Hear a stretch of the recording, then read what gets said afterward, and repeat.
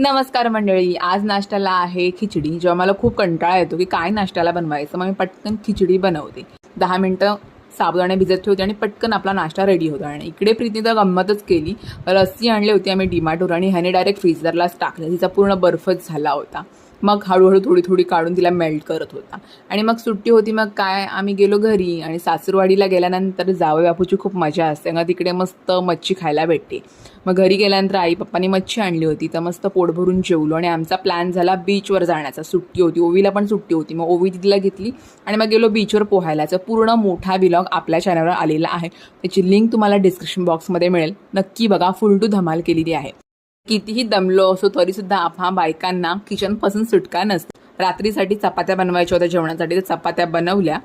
आणि जास्त दमलो असेल ना, तेव्हाच नवऱ्याला जास्त काम आठवतं. मग प्रीत त्याचं काम करत होता आणि मग मला भूक लागली. मग मी चिप्स खाल्ले. भेटूया पुढच्या व्लॉगमध्ये.